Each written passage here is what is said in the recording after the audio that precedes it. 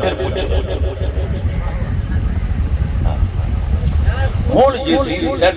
یزیدیت کیے اسلام دشمنی کا نام نہیں، رسول پاک کی دشمنی کا نام نہیں، اہل بیت کی دشمنی کا نام نہیں۔ اہل بیت کا دشمن کافر، رسول کا دشمن کافر، اسلام کا دشمن کافر، فاسق نہیں اس کو بولتے، کچھ خدا کا۔ صدق اللہ مولانا العظیم۔ معزز حاضرین و سامعین، یزید پلید کے بارے میں مجھ سے کچھ سوالات کیے گئے تو میں نے مناسب سمجھا کہ ان کے جوابات ریکارڈ کروا دیے جائیں۔ بلا تمہید بات شروع کرتا ہوں، توجہ سے سماعت فرمائیں۔ پہلا سوال ہے، یزید پلید کے بارے میں اہل سنت و جماعت کا عقیدہ کیا ہے؟ جواب سنیے۔ یزید پلید علیہ ما یستحقہ من العزیز المجید قطعاً یقیناً باجماع اہل سنت فاسق و فاجر اور جری علی الکبائر ہے، یعنی کبیرہ گناہ کرنے پر دلیر ہے۔ صرف اس کی تکفیر اور لعن میں اختلاف فرمایا۔ امام احمد بن حنبل رضی اللہ تعالیٰ عنہ اور ان کے اتباع و موافقین اسے کافر کہتے ہیں اور بتخصیص نام اس پر لعن کرتے ہیں، اور اس آیہ کریمہ سے اس پر سند لاتے ہیں جو میں نے ابھی آیہ کریمہ آپ کے سامنے تلاوت کی۔ ترجمہ سنیے۔ کیا قریب ہے کہ اگر والی ملک ہو تو زمین میں فساد کرو اور اپنے نسبی رشتے کاٹ دو؟ یہ ہیں وہ لوگ جن پر اللہ نے لعنت فرمائی اور انہیں بہرا کر دیا اور ان کی آنکھیں پھوڑ دیں۔ فتاوی رضویہ شریف جلد 14 صفحہ نمبر 591، یہ میرے سامنے موجود ہے، میں آپ کو دکھا رہا ہوں۔ دوسرا سوال ہے، کیا امام احمد بن حنبل رضی اللہ تعالیٰ عنہ کے علاوہ کسی سنی حنفی امام نے بھی یزید پلید کو کافر کہا؟ جواب سماعت فرمائیے۔ جی ہاں، مفسر قرآن حضرت علامہ قاضی ثناء اللہ عثمانی حنفی مظہری نقشبندی رحمۃ اللہ تعالیٰ علیہ اپنی تفسیر مظہری پارہ 13 سورہ ابراہیم آیت نمبر 28 کی تفسیر کرتے ہوئے فرماتے ہیں، یہ تفسیر میرے ہاتھ میں ہے۔ کیا لکھا؟ فرماتے ہیں، ثم کفر یزید ومن معہ بما انعم اللہ علیہم وانتصبوا بعد بعداوت آل النبی صلی اللہ علیہ وسلم وقتلوا حسینا رضی اللہ تعالی عنہ ظلما وکفر یزید بدین محمد صلی اللہ علیہ وسلم حتی انشد ابیاتا حین قتل حسینا رضی اللہ تعالی عنہ مضمونها این اشیاخی ینظرون انتقامی بآل محمد و بنی ہاشم۔ ترجمہ سماعت فرمائیے۔ پھر یزید پلید اور اس کے ساتھیوں نے اللہ رب العزت کی ناشکری کی اور آل محمد صلی اللہ علیہ وآلہ وسلم کی دشمنی اور عداوت کا جھنڈا بلند کیا اور امام حسین رضی اللہ تعالیٰ عنہ کو ظلماً شہید کیا۔ اور یزید پلید نے چند اشعار پڑھے جن کا مضمون یہ ہے، یعنی آپ کو ظلماً شہید کیا اور وَكَفَرَ یزید بدین محمد، اور یزید نے محمد صلی اللہ تعالیٰ علیہ وسلم کے دین کا انکار کر دیا، یعنی کفر کیا یزید نے۔ اس نے وہ اشعار پڑھے جن کا ترجمہ ہے، آج میرے اسلاف ہوتے تو اپنی آنکھوں سے دیکھتے، میں نے آل محمد صلی اللہ علیہ وسلم اور اولاد ہاشم سے ان کا کس طرح بدلہ لے لیا۔ یہ اس کے کفریہ اشعار ہیں۔ تیسرا سوال، کیا علامہ ثناء اللہ پانی پتی علیہ رحمہ کے علاوہ کسی اور سنی حنفی مفسر نے بھی یزید کو کافر کہا؟ جی ہاں، یہ میرے پاس تفسیر والمعانی حضرت علامہ محمود آلوسی رحمۃ اللہ تعالیٰ علیہ جلد نمبر اس کی غالباً 25 ہے 26 ہے، جلد نمبر 26 ہے اور صفحہ نمبر 317 ہے۔ آپ فرماتے ہیں، وأنا أقول الذي يغلب على ظني أن الخبيث لم يكن مصدقا برسالة النبي صلى الله عليه وسلم وأنا أذهب إلى جواز لعن مثله على التعيين ولو لم يتصور أن يكون له مثل من الفاسقين والظاهر أنه لم يتب واحتمال توبته أضعف من إيمانه ويلحق به ابن زياد وابن سعد وجماعة فلعن الله عز وجل عليهم أجمعين وعلى أنصارهم وأعوانهم وشيعتهم ومن مال إليهم إلى يوم الدين ما دمعت عين على أبي عبد الله الحسين۔ ترجمہ سماعت فرمائیے۔ اور میں کہتا ہوں جو میرے گمان پر غالب ہے کہ وہ خبیث نبی کریم صلی اللہ تعالیٰ علیہ وسلم کی رسالت کی تصدیق کرنے والا نہیں تھا۔ کون؟ یزید۔ اور میرے نزدیک یزید جیسے شخص معین پر لعنت کرنا جائز اور درست ہے، اگرچہ اس جیسا فاسق متصور بھی نہیں ہو سکتا، اور ظاہر یہی ہے کہ اس نے توبہ نہیں کی، اس کی توبہ کا احتمال اس کے ایمان کے احتمال سے بھی کمزور ہے۔ یزید کے ساتھ ابن زیاد، ابن سعد اور اس کی جماعت کو بھی یہ لعنت شامل ہو، پس اللہ عز و جل کی لعنت ہو ان سب پر، اور ان کے مددگاروں اور انصار پر، اور ان کے گروہ پر، اور جو بھی ان کی طرف مائل ہو قیامت تک، اور جو بھی ان کی طرف مائل ہو قیامت تک اس پر بھی لعنت ہو۔ اس وقت تک لعنت ہوتی رہے جب تک کوئی بھی آنکھ ابو عبداللہ حسین رضی اللہ تعالیٰ عنہ پر آنسو بہائے۔ سوال ہے، کیا سنیوں کی کسی عقیدے کی کتاب میں بھی یزید پلیت کو کافر کہا گیا ہے؟ یہ سوال بھی کیا گیا۔ جواب سنیے، جی ہاں، سنیوں کے عقیدے کی بڑی معتبر کتاب جو اہل سنت و جماعت کے تمام مدارس میں پڑھائی جاتی ہے، بلکہ دیوبند حوالے حضرات جو ہیں وہ بھی اس کو پڑھاتے ہیں اپنے مدارس میں، اور اس کتاب کے مصنف کا نام ہے حضرت علامہ سعد الدین تفتزانی علیہ رحمہ، اور کتاب کا نام ہے شرح العقائد النصفیہ۔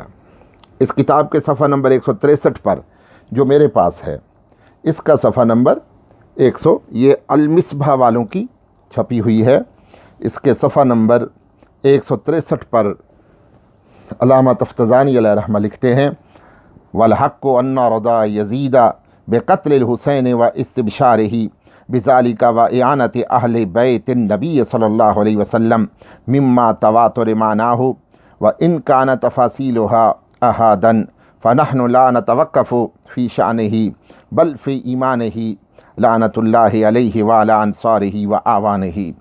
ترجمہ سماعت فرمائیے۔ فرماتے ہیں، اور حق یہ ہے کہ یزید کا امام حسین رضی اللہ تعالیٰ عنہ کے قتل پر راضی ہونا اور اہل بیت نبی صلی اللہ تعالیٰ علیہ وسلم کی توہین کرنا ان امور میں سے ہے جو تواتر معنوی کے ساتھ ثابت ہیں۔ یعنی یزید کا آپ کے قتل پر راضی ہونا اور اہل بیت کی توہین کرنا، جیسا کہ اس نے وہ چھڑی وغیرہ آپ کے دندان مبارک کے ساتھ لگائی، یہ تواتر معنوی کے ساتھ ثابت ہے، اگرچہ ان کی تفاصیل احاد۔ ہم توقف نہیں کرتے اس کی شان میں، بلکہ اس کے ایمان میں اللہ کی لعنت ہو اس پر اور اس کے مددگاروں پر اور اس کے آوان پر۔ اس کا معنی بھی مددگاری ہے۔ مطلب کیا کہ ہم یزید پلیت کی شان میں ہی کلام نہیں کرتے، بلکہ اس کے ایمان پر بھی کلام کرتے ہیں کہ اس نے کفر کیا امام علی مقام کے قتل کا حکم دے کر اور اس پر خوش ہو کر۔ امام جلال الدین سیوطی علیہ رحمہ تاریخ الخلفاء میں، یہ میرے پاس آپ کی تاریخ الخلفاء ہے، یہ ہے، اس کے میرے پاس جو ہے اس کے صفحہ نمبر 341 پر ہے۔ کیا لکھا آپ نے فرمایا، لعن اللہ قاتلہ و ابن زیاد معہ و یزید ایضاً۔ فرمایا اللہ کی لعنت ہو امام حسین رضی اللہ تعالیٰ عنہ کے قاتل پر اور ساتھ ابن زیاد پر اور یزید پر بھی لعنت ہو، اور یزید پر بھی لعنت ہو۔ سوال نمبر 5 ہے، کیا حدیث شریف میں بھی یزید کی مذمت بیان ہوئی ہے؟ جی بے شک ہوئی ہے۔ بخاری شریف میں کتاب الفتن یہ میرے پاس بخاری شریف پڑی ہوئی ہے، آپ کو نظر آ رہی ہے، اس میں کتاب الفتن ہے، تو اس میں حدیث شریف امام بخاری نے لکھی ہے، میں آپ کے سامنے وہ پڑھ رہا ہوں، توجہ سے سماعت فرمائیے۔ یہ حدیث شریف نمبر کے حساب سے 7058 ہے اور یہ کتاب الفتن میں ہے۔ باب قول نبی صلی اللہ علیہ وآلہ وسلم ہلاک امتی علی یدی اغیلمۃ صفہاء، یہ باب ہے جو امام بخاری نے باندھا ہے۔ اب نیچے جو حدیث شریف ہے سنیے۔ قال ابو ہریرہ سمعت الصادق المصدوق یقول ہلکت امتی علی یدی غلمۃ من قریش۔ حضرت ابو ہریرہ رضی اللہ تعالیٰ عنہ نے فرمایا، میں نے صادق مصدوق نبی صلی اللہ علیہ وآلہ وسلم کو فرماتے ہوئے سنا کہ میری امت کی ہلاکت، اس ہلاکت والی بات کو، ہلاکت بربادی، میری امت کی ہلاکت یعنی ہلاک ہو جانا، ختم ہو جانا، مر جانا، میری امت کی ہلاکت قریش کے چند لونڈوں کے ہاتھوں ہوگی، قریش کے چند لونڈوں کے ہاتھوں ہوگی۔ اب توجہ سماعت فرمائیے، وہ لونڈے کون ہیں؟ امام ابن حجر عسقلانی رحمۃ اللہ تعالی علیہ فتح الباری میں فرماتے ہیں، حضرت ابو ہریرہ رضی اللہ تعالیٰ عنہ سے مرفوعاً روایت ہے۔ کیا روایت ہے؟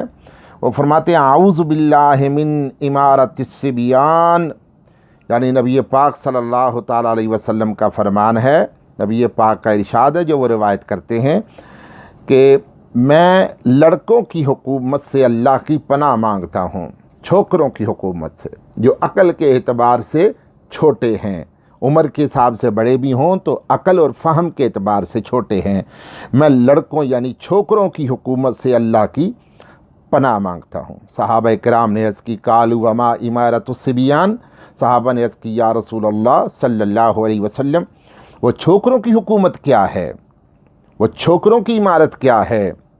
میرے آقا صلی اللہ تعالیٰ علیہ وسلم نے ارشاد فرمایا، قال ان اطعتموہم ہلکتم، اگر تم ان کی اطاعت کرو گے تو ہلاک ہو جاؤ گے، اے فی دینکم، یعنی تمہارا دین ہلاک ہو جائے گا، تمہارا دین برباد ہو جائے گا اگر تم ان کی دل و جان سے اطاعت کر لو گے، اگر تم ان کی اطاعت کرو گے تو تمہارا دین برباد ہو جائے گا۔ اور فرمایا اگر تم ان کی اطاعت نہیں کرو گے، وَإِنْ عَصَيْتُمُوهُمْ أَهْلَكُوكُمْ، اگر تم ان کی اطاعت نہیں کرو گے تو تمہیں وہ ہلاک کر دیں گے، وہ تمہیں ہلاک کر دیں گے، یعنی تمہارا مال اور تمہاری جان وہ لے لیں گے، اے فی دنیاکم، یعنی اگر تم انہیں مانو گے تو تم ہلاک ہو جاؤ گے، اپنا دین برباد کر بیٹھو گے، اگر تم انہیں نہیں مانو گے تو پھر تمہارا دین تو بچ جائے گا لیکن تمہاری جان اور مال کے اعتبار سے وہ تمہیں ہلاک کر دیں گے۔ آگے دیکھیے، بے اظہاق النفس و بے اظہاب المال و بہما، یا وہ تمہاری جان لے کر تمہیں ہلاک کریں گے یا مال لے کر ہلاک کریں گے یا دونوں لے کر ہلاک کریں گے، لیکن ایمان بچے گا۔ فتح الباری کی جلد 16 ہے، صفحہ نمبر 12 ہے۔ اب توجہ سے سماعت فرمائیے، حافظ ابن حجر عسقلانی علیہ رحمہ فرماتے ہیں، ان اول ہؤلاء الغلمان یزید، بے شک ان میں پہلا یزید ہے، وہ جو انہیں مانو گے، یہ بخاری شریف ہے کہ انہیں مانو گے تو تم ہلاک ہو جاؤ گے، دین ہلاک ہو جائے گا، تمہارا دین نہیں رہے گا انہیں ماننے سے، اور اگر تم ان کا انکار کرو گے تو وہ تمہاری جان اور تمہارا مال وہ برباد کر دیں گے۔ تو امام ابن حجر عسقلانی کیا فرماتے ہیں، ان اول ہؤلاء الغلمان یزید، ان میں پہلا کون ہے؟ یزید ہے۔ آگے حافظ ابن حجر عسقلانی علیہ رحمہ ابن ابی شیبہ کی روایت بیان کرتے ہوئے فرماتے ہیں، ان ابا ہریرہ کان یمشی فی السوق ویقول اللہم لا تدرکنی سنۃ 60 ولا امارۃ الصبیان۔ حضرت ابو ہریرہ رضی اللہ تعالیٰ عنہ بازار میں چلتے ہوئے بھی اللہ تعالیٰ کی بارگاہ میں عرض کیا کرتے تھے، اے اللہ مجھے 60 ہجری کا سال اور چھوکروں کی حکومت نہ پائے، یعنی وہ 60 ہجری آنے سے پہلے پہلے مجھے موت دے دے کہ 60 ہجری وہ جو چھوکروں کی حکومت ہے وہ مجھے نہ پائے، اس سے پہلے مجھے موت دے دے۔ اللہ اکبر۔ اور آپ کی یہ دعا قبول ہوئی، آپ کا وصال بکمال 59 ایک کم 60 ہجری کو ہو گیا۔ علامہ علی قاری علیہ رحمہ امارت الصبیان کی شرح میں فرماتے ہیں، اے من حکومت الصغار والجہال کا یزید ابن معاویہ، یعنی اس حکومت سے مراد چھوٹے دماغوں والے اور جہلوں کی حکومت ہے، جیسے یزید بن معاویہ۔ یہ علامہ علی قاری علیہ رحمہ لکھتے ہیں۔ علامہ بدر الدین عینی علیہ رحمہ بخاری شریف کی شرح عمدۃ القاری میں فرماتے ہیں، ہلاک امتی علی یدی غیلمۃ صفہاء کی شرح میں فرماتے ہیں، وَأَوَّلُهُمْ يَزِيدُ عَلَيْهِ مَا يَسْتَحِقُّ، فرمایا ان چھوکروں میں پہلا جو ہوگا، جو اگر مانو گے تو تمہارا دین برباد کرے گا، نہیں مانو گے تو دنیا برباد کرے گا۔ فرماتے ہیں ان میں جو پہلا ہے وہ کون ہے؟ وہ یزید ہے۔ شیخ محقق حضرت شیخ عبدالحق محدث دہلوی رحمۃ اللہ تعالی علیہ اشیعۃ اللمعات مشکات شریف کی شرح میں فرماتے ہیں، وَمُرَادُ یزید بن معاویہ و عبید اللہ ابن زیاد، فرمایا اس سے مراد یزید بن معاویہ اور عبید اللہ ابن زیاد ہیں۔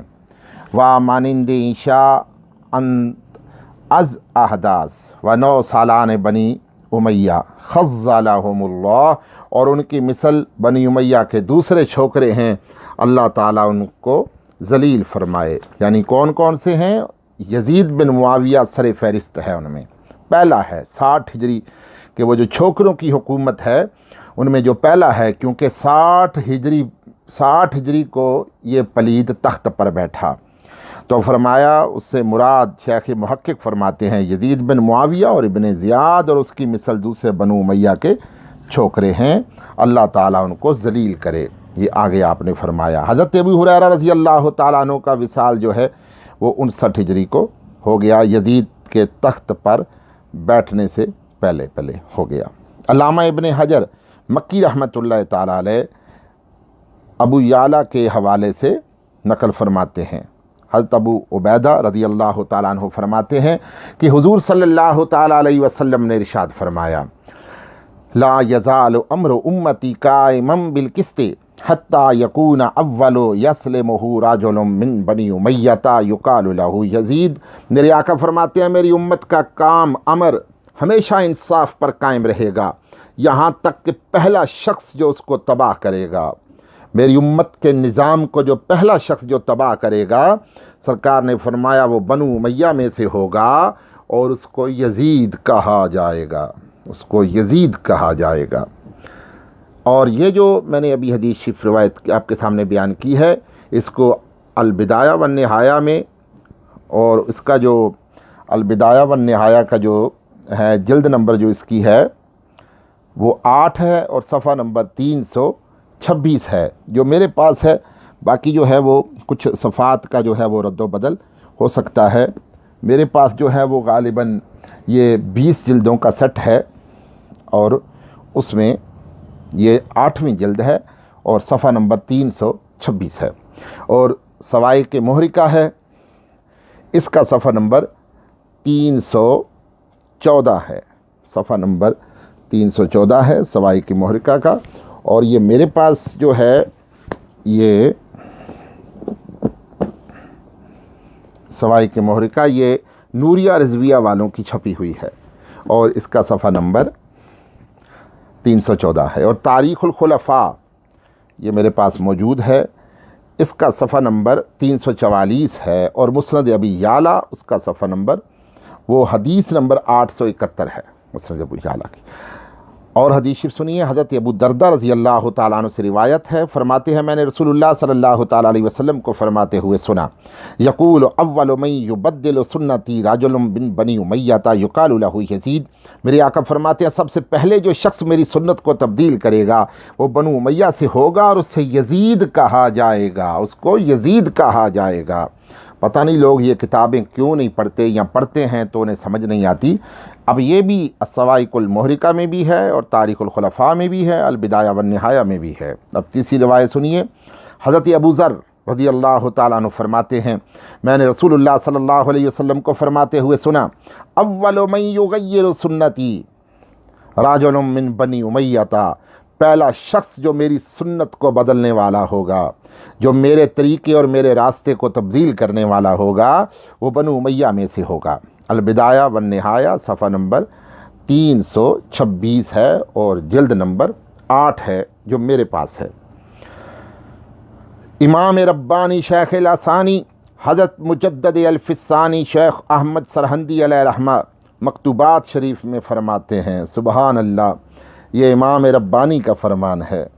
آپ کیا فرماتے ہیں؟ یہ مکتوبات شریف پڑھی ہوئی ہے، آپ کو تصویر میں نظر آ رہی ہوگی، میں وقت بچانا چاہتا ہوں اس لیے یہ کتاب ہر ایک آپ کو نہیں دکھا رہا، کیونکہ وقت زیادہ لگا لیں اور کام کی بات کوئی نہ کریں تو اس کو یہ اچھا تصور نہیں کیا جاتا۔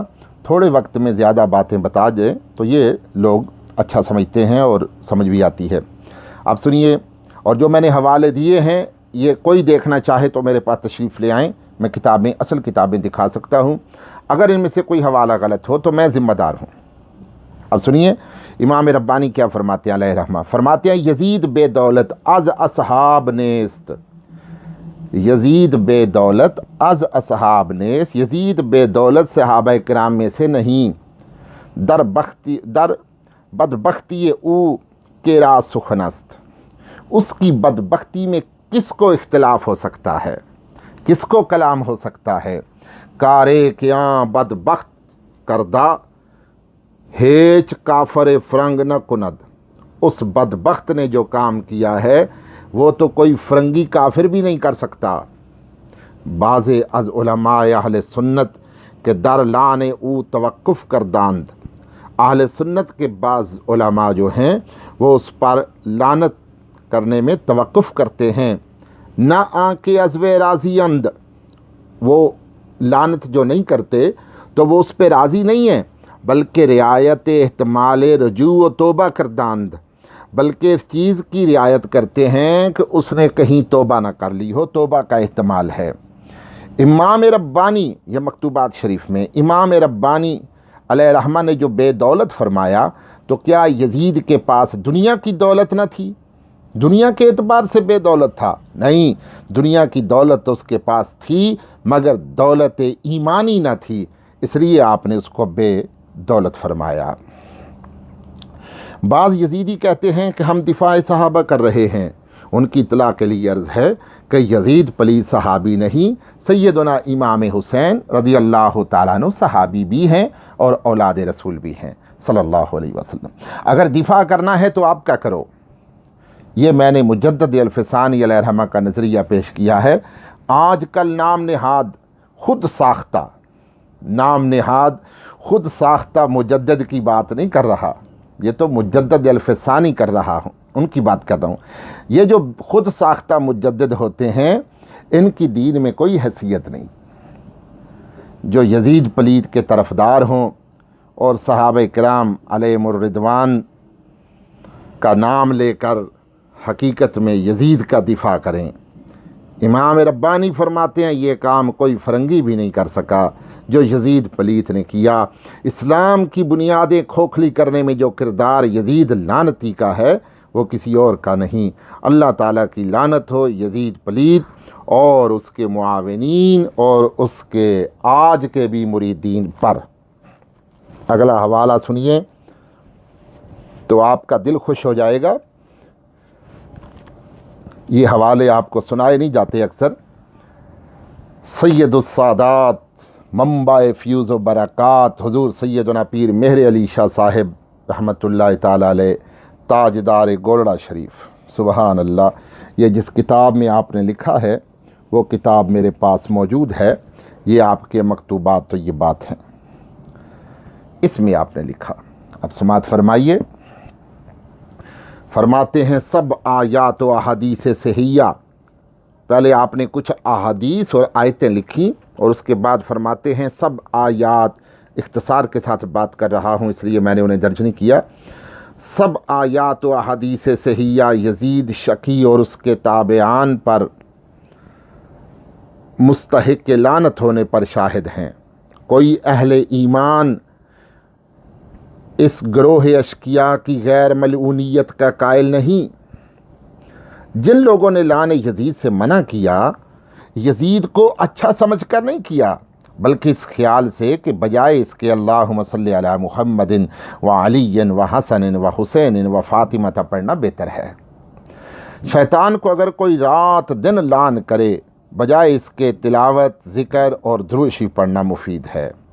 آگے فرماتے ہیں نیز یزید شقی کا بعد شہادت سید الشہداء علیہ السلام کے کمال خوشی میں آ کر یہ کہنا کہ آج ہم نے آل محمد صلی اللہ علیہ وآلہ وسلم سے روز بدر کا انتقام اور بدلہ لے لیا، یزید کے کفر پر دلالت کرتا ہے۔ یہ مکتوبات شریف میں ہے۔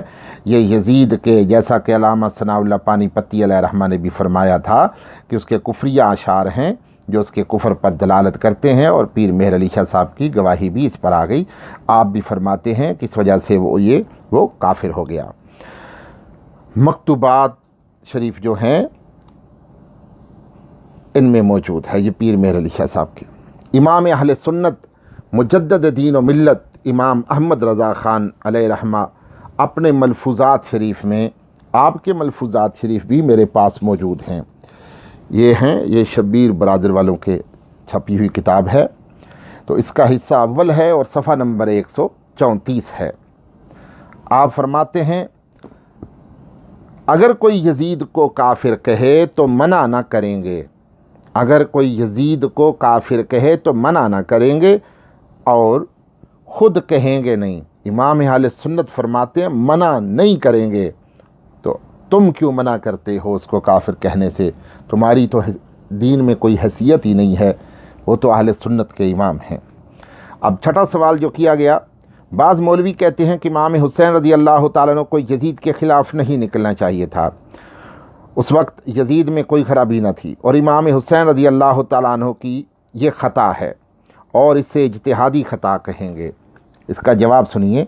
اس سوال کا جواب دینے سے پہلے میرا ایک سوال ہے، وہ کیا کہ اس سنی معتبر امام کا نام بتائیں، اس سنی معتبر امام کا نام بتائیں جس کا صراحت کے ساتھ یہ عقیدہ ہو کہ امام علی مقام رضی اللہ تعالیٰ عنہ کا خروج خطا اجتہادی ہے۔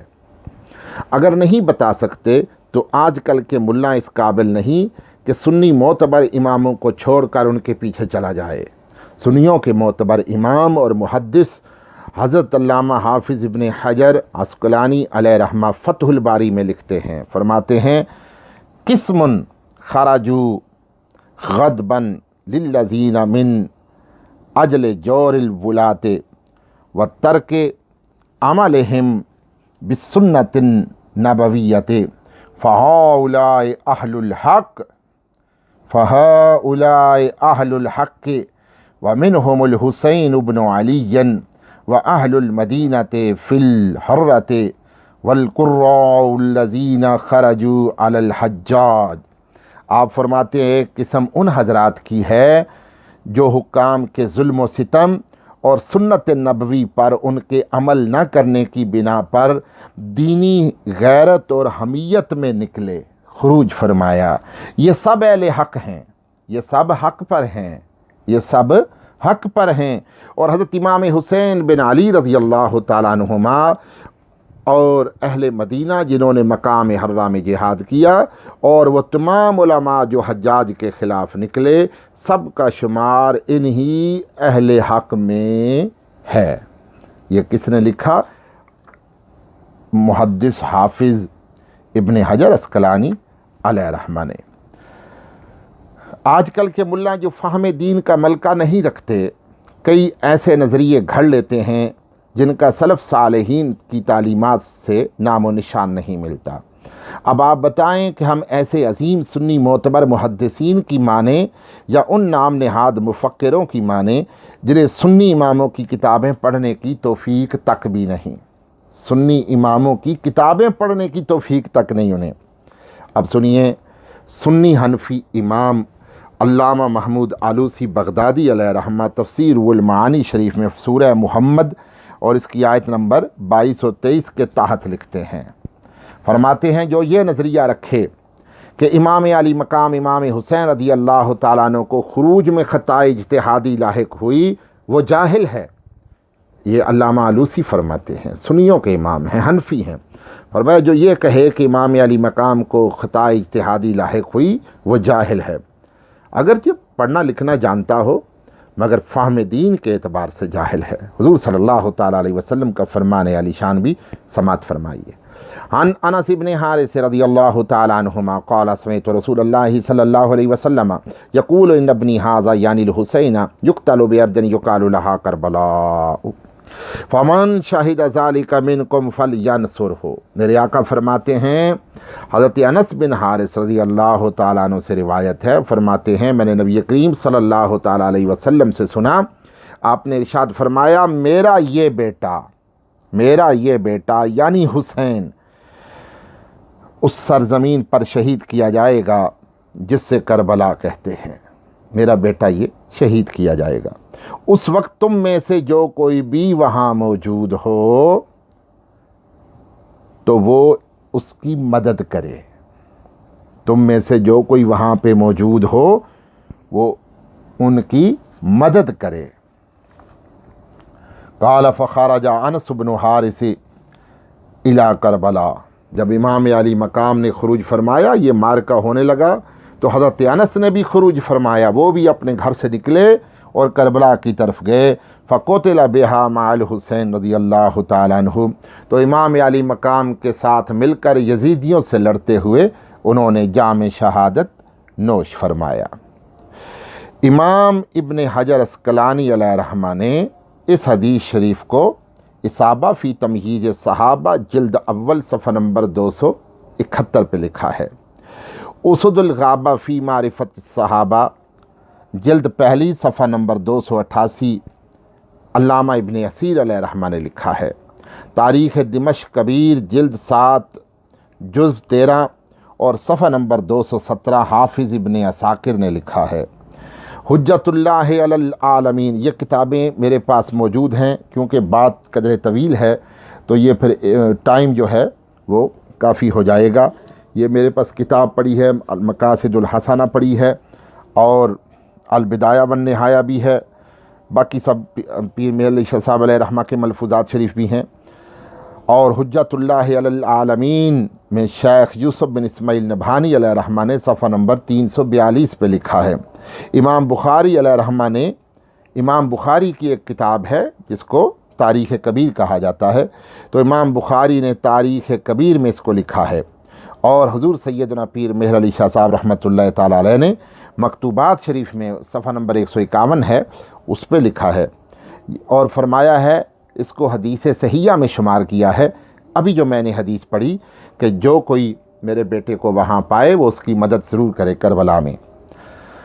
بالفرض، تو اب سنیے وضاحت، بالفرض اگر یزید پلید کے خلاف خروج درست نہ تھا، الیاذ باللہ خطا تھا، تو کیا حضور صلی اللہ تعالیٰ علیہ وسلم ناجائز کام پر مدد کرنے کو فرما رہے ہیں، اور صحابی رسول الیاذ باللہ ناجائز کام کے لیے امام علی مقام کے ساتھ مل کر خروج کر رہے ہیں؟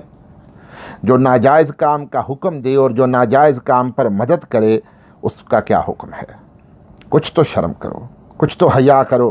اگر یزید پلید کے خلاف خروج جائز نہ ہوتا تو ممکن ہی نہیں تھا کہ حضور صلی اللہ تعالیٰ علیہ وسلم مدد کا فرماتے، اگرچہ سرکار دو عالم نور مجسم فخر آدم و بنی آدم صلی اللہ تعالیٰ علیہ وسلم مدد کا فرما رہے ہیں، اور تم کہتے ہو وہ کام جائز ہی نہیں تھا۔ تو اب بتاؤ تمہاری بات مانیں یا نبیوں کے تاجدار کی مانیں؟ بعض لوگ کہتے ہیں کہ اگر ان حدیث کو مانیں تو صحابہ کرام پر حرف آتا ہے، کہ وہ مدد کے لیے کیوں نہ آئے؟ ارے صحابہ کرام کا دفاع اس انداز سے کرو جس انداز سے احادیث صحیحہ کا انکار نہ کرنا پڑے، اور صحابی رسول اور اولاد رسول کی دونوں کی توہین نہ ہو، اور امام علی مقام کی اتنی بڑی قربانی ملیا میٹ نہ ہو جائے۔ صحابہ کا دفاع کرنا ہے تو آج کل کے مفکروں سے نہ پوچھو، امام اہل سنت سے پوچھو، مجدد دین و ملت سے پوچھو، بریلی کے تاجدار سے پوچھو علیہ رحمہ سے۔ آپ فرماتے ہیں فتاوی رضویہ شریف جلد 14 صفحہ نمبر 542 ہے، یہ میرے پاس موجود ہے، صفحہ نمبر 542 اس میں موجود ہے۔ سنیے، فرماتے ہیں اب دو صورتیں تھیں، یا بخوف جان اس پلیت کی وہ ملعون بیعت قبول کی جاتی، جان بچانے کے لیے اس پلیت کی وہ ملعون بیعت قبول کی جاتی کہ یزید کا حکم ماننا ہوگا اگرچہ خلاف قرآن و سنت ہو۔ فرماتے ہیں یہ رخصت تھی، ثواب کچھ نہ تھا، جیسا قال اللہ تعالی الا من اکرہ وقلبہ مطمئن بالایمان، مگر جو مجبور کیا جائے اور اس کا دل ایمان پر برقرار ہو۔ یعنی اس رخصت کی اجازت قرآن مجید میں ہے کہ اگر کوئی ایسا مجبور کیا جائے کہ جان جانے کا خطرہ ہو تو اس سے کوئی کلمات کفر کہلوانا چاہے زبردستی کہ نہیں کہے گا تو جان سے مار دیا جائے گا، تو وہ کلمات کفر کہلے جان بچانے کے لیے یہ رخصت قرآن مجید میں دی گئی ہے اس آیت کے تحت، الا من اکرہ وقلبہ مطمئن بالایمان۔ دوسری صورت کیا تھی؟ یا جان دے دی جاتی اور وہ ناپاک بیعت نہ کی جاتی، یہ عظیمت تھی اور اس پر ثواب عظیم، اور یہی ان کی شان رفیع کے شایان تھی۔ اب غور کریں، اب ایک مولوی کہتا ہے کہ صحابہ کرام اور تابعین عظام نے دل و جان سے یزید پلیت جیسے فاسق و فاجر اور جری علی الکبائر بڑے گناہ کرنے پر دلیر کی بیعت کر لی تھی۔ ایک مولوی کہتا ہے صحابہ نے دل و جان سے اور تابعین نے دل و جان سے مان کر یزید کی بیعت کر لی تھی، اور امام اہل سنت مجدد دین و ملت فرماتے ہیں صحابہ کرام نے دل و جان سے مان کر بیعت نہیں کی تھی بلکہ رخصت پر عمل کیا تھا جو قرآن مجید کی سایہ سے ثابت ہے، مگر جو مجبور کیا جائے اور اس کا دل ایمان پر برقرار ہو۔ دل و جان سے یزید کو نہیں مانا، امام اہل سنت علیہ رحمہ فرماتے ہیں کہ صحابہ نے دل و جان سے یزید کو نہیں مانا، مجبور کیے گئے تھے۔ تو اب بتائیں ان دونوں میں سے صحابہ کی توہین کون کر رہا ہے؟ ایک عدد بے ادب مولوی کرتا ہے جو کہتا ہے یزید کو دل و جان سے صحابہ نے مان لیا تھا، یا امام اہل سنت علیہ رحمہ کر رہے ہیں جو فرماتے ہیں کہ صحابہ مجبور کیے گئے تھے، دل و جان سے نہیں مانا تھا، یزید کے شر سے بچنے کے لیے انہوں نے رخصت پہ عمل کیا۔ اگر کہیں کہ صحابہ کرام نے قرآن مجید کی آیت پر عمل کر کے جان بچائی تو کیا یہ توہین ہے جس کی قرآن نے اجازت دی ہو؟ کچھ نام نہاد مفکر اور خود ساختہ مجدد امام اہل سنت کی تحقیق اور اہل سنت کے دیگر ائمہ کی تصریحات کا انکار کر کے اپنے ناپاک نظریات کی تکمیل چاہتے ہیں۔ عوام اہل سنت کو خبردار کیا جاتا ہے کہ ان خارجیوں، ناصبیوں اور رافضیوں سے بچیں جو اہل سنت کے مسلمہ امام ہیں، ان کے ساتھ وابستہ رہیں۔ جو اہل سنت کے مسلمہ امام ہیں ان کے ساتھ وابستہ رہیں۔ کچھ علماء، سوال نمبر 7 ہے، کچھ علماء کرام بیان کرتے ہیں کہ حضور صلی اللہ تعالیٰ علیہ وسلم نے خواب میں امام علی مقام امام حسین رضی اللہ تعالیٰ عنہ کو کوئی حکم دیا، آپ اس کی تکمیل کے لیے نکلے، کیا اس کی کوئی اصل ہے؟ یعنی خواب میں آ کے آپ نے کوئی حکم دیا امام علی مقام کو کہ یہ جاؤ کربلا میں یہ کام کر کے آؤ، تو آپ اس کی وجہ سے نکلے، کیا اس کی بھی کوئی اصل ہے؟ اور کیا حضور صلی اللہ تعالیٰ علیہ وسلم خواب میں ناجائز کام کا حکم دے سکتے ہیں؟ اب توجہ سماعت فرمائیے، بے شک اس خواب کی اصل بھی ہے، اس خواب کی اصل بھی ہے۔ امام ذہبی علیہ رحمہ نے اپنی مشہور کتاب سیر اعلام النبلاء جلد 4 صفحہ نمبر 151 پر اس کا ذکر کیا ہے۔ یہ دیکھیے، یہ میرے پاس آپ کی کتاب سیر اعلام النبلاء ہے اور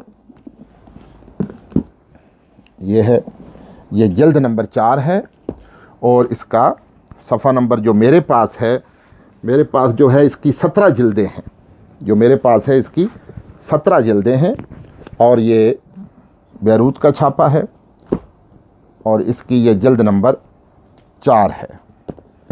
اس پر ذکر کیا، کیا ذکر کیا؟ جب حضرت عبداللہ بن جعفر رضی اللہ تعالی عنہ نے آپ کو خط لکھا اور جانے سے روکا، جواب میں آپ نے لکھا، کیا لکھا؟ انی رعایت الرؤیا، بے شک میں نے خواب دیکھا ہے، رعایت فیہا رسول اللہ صلی اللہ علیہ وآلہ وسلم، اور اس خواب میں نے اپنے نانا جان کی زیارت کی ہے، وَأَمَرَنِي بِأَمْرٍ، حضور نے مجھے ایک کام کا حکم کیا ہے، انا ماضٍ لَہُ، میں وہ کام کرنے جا رہا ہوں۔ سرکار نے خواب میں مجھے ایک کام کا حکم کیا ہے، میں وہ کام کرنے جا رہا ہوں۔ امام ذہبی کے علاوہ ابن کثیر نے البدایہ والنہایہ جلد 8 میں لکھا ہے، ابن اسیر نے الکامل فی التاریخ، یہ ابن اسیر کی الکامل فی التاریخ میرے پاس یہ موجود ہے، یہ جلد نمبر 3 ہے، یہ ابن اسیر نے الکامل فی التاریخ میں بھی اس کو ذکر کیا ہے، اور امام طبری نے، ابن جریر طبری نے اس کو طبری شریف کی جلد نمبر 3 میں، یہ میرے پاس طبری شریف کی جلد نمبر 3 ہے، یہ ہے جی جلد نمبر 3 ہے، یہ بھی بیروت کی چھپی ہوئی ہے، امام طبری نے جلد نمبر 3 میں اس حدیث شریف کو نقل کیا ہے کہ سرکار نے خواب میں آ کر حکم دیا کسی کام کا، تو امام علی مقام وہ کام کرنے کے لیے تشریف لے گئے تھے۔ آج کل کے نام نہاد مفکر اپنے مامے چاچے کے خواب کو حجت مانتے ہیں۔ آج کل کے کچھ نا گلی گلی میں تو مفکر ہیں جنہیں دوسری گلی میں کوئی نہیں جانتا، اور اپنے نام کے ساتھ خود ہی مفکر لکھ کر مفکر بنے ہوئے ہیں۔ اہل سنت کی علماء میں سے کسی نے انہیں نہیں مانا۔ وہ اپنے مامے چاچے کے خواب کو تو حجت مانتے ہیں، جو ان کو خواب میں ان کے پیر صاحب نے کہا سچ مانتے ہیں، مگر سید المرسلین صلی اللہ تعالیٰ علیہ وسلم اپنے نواسے سید الشہداء رضی اللہ تعالیٰ عنہ کو خواب میں حکم کریں تو اس کی اہمیت کا انکار کرتے ہیں۔ تحقیقی جواب یہ ہے کہ امام علی مقام رضی اللہ تعالیٰ عنہ نے حضور صلی اللہ تعالیٰ علیہ وسلم کے حکم کو حجت مانا، خواب والے حکم کو حجت مانا، اسی لیے تو تشریف لے گئے۔ امام حسین رضی اللہ تعالیٰ عنہ جنت کے جوانوں کے سردار ہیں، نواسہ رسول بھی ہیں، جگر گوشہ بطول بھی ہیں، اور امام المرسلین کے بیٹے بھی ہیں۔ تو جب انہوں نے حجت مانا تو ان کے مقابلے میں آج کوئی انکار کرے اور اپنے لفنڈوں کے لیے مانتا پھرے تو اس کی اپنی مرضی ہے۔ سوال نمبر 8 کیا کہ اللہ تعالیٰ نے فرمایا میں امام حسین رضی اللہ تعالیٰ عنہ کا بدلہ لوں گا، کیا یہ حدیث صحیح ہے؟ یہ بھی بڑا اہم سوال ہے، جواب سنیے۔ بے شک یہ حدیث بھی صحیح ہے۔